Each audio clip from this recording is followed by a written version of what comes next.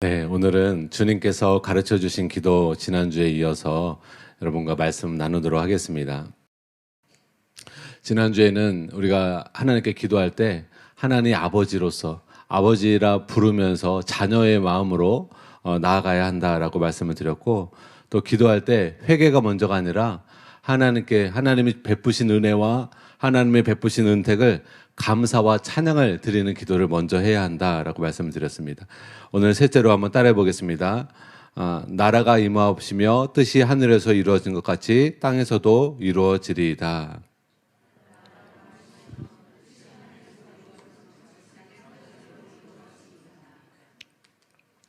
주기도문은 우선순위를 분명히 하고 있습니다.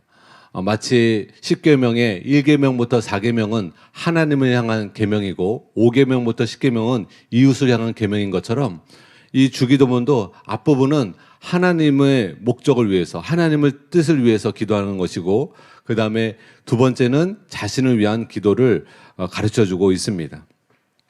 그렇게 우리는 먼저 내 자신의 소원을 위해서 먼저 기도하는 것이 아니라 하나님의 뜻이 이루어지기 위해서 먼저 기도해야 합니다. 기독교의 기도의 특징은 자기중심적이 아니에요. 여러분, 모든 무속신앙과 다른 종교는 자기중심성이 있습니다. 자기를 위해 신을 섬기는 거고 자기를 위해 기도하는 것입니다. 그러나 기독교는 다 그렇지 않습니다. 기독교는 하나님 중심입니다. 그리고 이웃 중심입니다.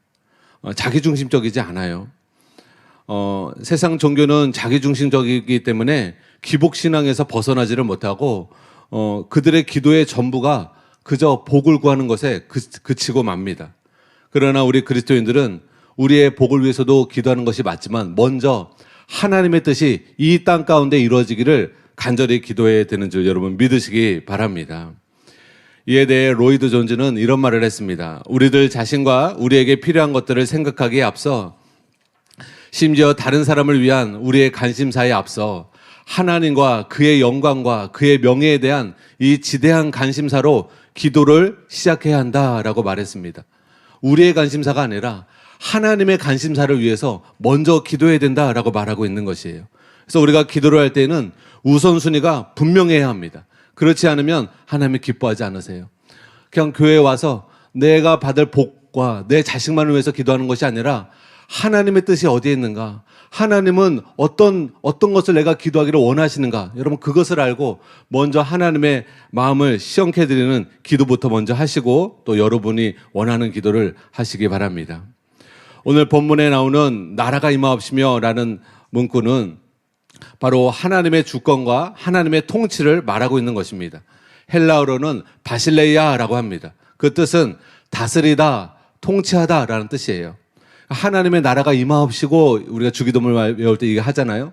그 뜻은 하나님의 통치가 이루어지게 하소서, 하나님 다스리소서, 귀신이 떠나가게 하시고 하나님이 이 나라에, 교회에, 우리 가정에 하나님의 왕이 되어주시고 하나님 다스리시고 통치하소서, 우리 가정을 통치하소서. 여러분 이렇게 기도하는 것이 바로 하나님의 나라가 임하옵시며 이 기도의 의미입니다. 한때 중세교회에서는 하나님의 나라를 영토의 의미로만 해석을 했어요. 그래서 그들은 하나님의 나라를 확장한다는 구실 아래 전쟁을 일으켰습니다. 영토를 더 확장하려고 전쟁을 일으켰어요. 그 유명한 십자군 전쟁이나 십자군 운동이 그것을 말해주고 있는 것입니다. 그러나 하나님의 나라는 세상 영토를 의미하는 것이 아니라 하나님의 나라는 하나님의 통치를 의미합니다. 영토가 아니라 통치입니다. 그래서 하나님이 다스리시는 모든 영역이 하나님의 나라입니다. 이 땅 가운데 하나님의 통치가 되고 있는 곳이 어딘가 여러분 살펴보세요. 어느 곳에 하나님의 통치가 임하고 있는가, 그곳이 하나님의 나라가 임한 곳입니다. 나라도 그 법이 적용되는 만큼만 그 나라의 영토가 되는 것이죠. 대한민국이라는 나라가 어디까지가 대한민국인가 알 수 있는 것은 여러 가지 방법이 있지만 그 중에 하나가 대한민국의 헌법이 어디까지 적용이 되는가. 대한민국의 법이 중국에 적용이 안 되잖아요. 일본에 적용이 안 되잖아요. 한국 국민들에게 적용이 됩니다. 이와 마찬가지로 여러분, 여러분이 하나님의 나라가 맞는가, 하나님의 백성이 맞는가, 뭘 통해서 알 수 있느냐? 여러분 삶 속에 하나님의 통치가 있습니까? 여러분 삶 속에 하나님의 다스림을 받고 계십니까? 그러면 여러분은 하나님의 나라고 여러분은 하나님의 자녀입니다. 주여 주여 한다고 교회 와서 주여 주여 한다고 하나님의 백성이 아니에요. 하나님의 통치를 받아야 하나님의 백성인 것입니다. 하나님을 왕으로 삼아야 하나님의 백성인 것입니다. 여러분 다 예수님을 왕으로 삼고 하나님의 백성 되시기를 예수님의 이름으로 축복합니다. 하나님의 나라를 잘 설명해주는 말씀의 문구가 누가복음 11장에 나옵니다. 예수님께서 귀신을 내쫓고 계셨고 바리새인과 다른 사람들은 바알세불을 힘입어 그 일을 행하고 있다고 억측을 부렸어요. 그때 예수님께서 이렇게 대답을 하십니다. 누가복음 11장 19절입니다. 우리 같이 한번 읽겠습니다. 시작. 내가 바알세불을 힘입어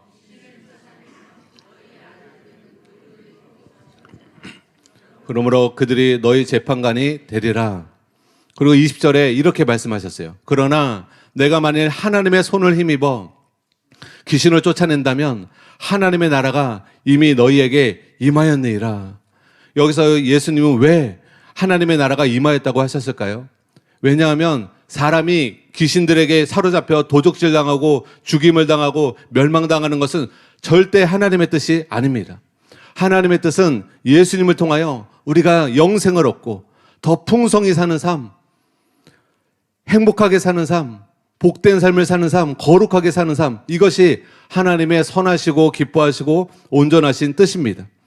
여러분이 귀신에 얽매여서 마귀의 속박에 얽매여서 우울하고 괴롭고 힘들고 사는 것이 아닌 그런 속박된 삶, 여러분 그렇게 살아가는 것은 하나님의 뜻이 절대 아닙니다. 누가복음 11장에 보면 사람을 괴롭히던 귀신이 쫓겨나갔어요. 예수님이 쫓아냈어요. 그리고 그 사람이 자유케 되었습니다. 이것이 하나님의 뜻입니다. 여러분 하나님은요 저 북한에 속박된 저 북한 그 독재 정권으로부터 북한 주민이 북한 백성이 자유케 되는 것이 하나님의 뜻인 줄 믿으시기 바랍니다. 여기에 자유를 얻기 위해서 많은 분들이 세터민분들이 목숨을 걸고 남한에 오셨어요. 여러분 정말 목숨을 걸고 오시더라고요. 제가 그 간증을 들으면 목숨을 내놓고 북한에서 남한에 옵니다. 저 속박과 저 자유가 없는 바로 옆에 금강산인데 금강산은 구경할 수가 없다는 거예요. 바로 옆에 백두산인데 백두산을 구경할 수가 없어요. 이동할 때마다 허락을 맡아야 된다는 거예요. 남한에 왔는데 동네와 동네를 이동하는데 허락을 안 받고 경찰에 연락 안 해도 자유 이동을 할 수 있다는 게 얼마나 신기한지. 여러분 왜 이동하는데 그런 자유를 빼앗습니까? 왜 여행하는 것을 자유를 빼앗습니까? 마귀의 근성입니다. 여러분 김일성, 김정일, 김정은은 마귀를 보여주는 것입니다. 우리의 자유를 빼앗습니다. 속박합니다. 억압합니다. 하나님의 뜻은 이런 독재자로부터 마귀에게 속한 자로부터 우리를 자유케 하시고 해방케 하시고 우리를 온전히 하나님의 뜻 가운데 살아가기를 원하시는 줄 여러분 믿으시기 바랍니다. 그래서 저 북한 가운데 하나님의 통치가 이루어져야 합니다.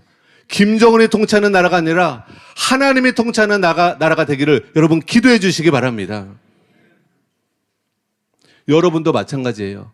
여러분 내 자신이 여러분을 통치하지 마십시오.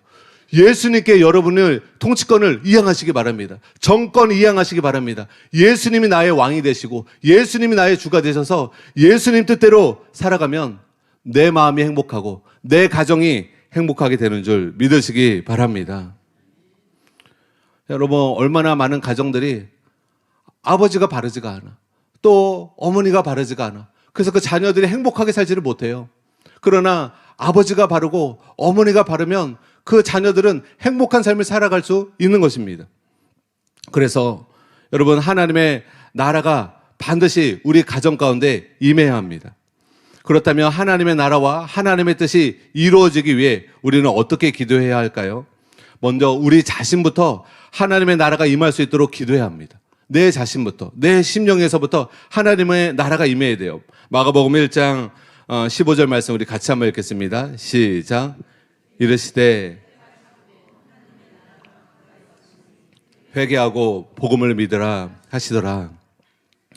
사랑하는 여러분, 하나님을 무시하고 자신이 주인 되어 제멋대로 살아왔던 우리의 삶을 회개하고 이제는 예수님의 복음을 받아들여서 예수님을 나의 임금으로, 예수님을 나의 구원자로 영접하여 이제는 예수님께 믿음으로 복종하며 살려고 하는 사람 가운데는 하나님의 나라가 임합니다. 성령이 임합니다. 예수님이 그 사람 안에 내주하십니다. 성령님이 그 사람 안에 내주하십니다. 그리고 하나님 나라는 먹고 마시는 것이 아니라 오직 성령 안에서 의와 평강과 희락이라고 하였는데 그 사람 안에 의와 평강과 희락이 자리 잡게 되는 것입니다. 그래서 여러분, 이 불신자는 경험하지 못하는, 꼭 돈이 없어도 맛있는 거를 안 먹어도 우리가 정말 하나님의 나라가 되고 주님이 우리의 마음 가운데 임재하시고 성령이 깊이 역사하시면 우리의 마음이 평강이 임하고 기쁨이 임하는 줄 믿으시기 바랍니다. 제가 지난 금요일이었던 것 같아요. 제가 새벽 기도 하는데 그날은 새벽 설교하고 한 1시간 정도 기도를 했어요. 1시간인가 1시간 반 정도.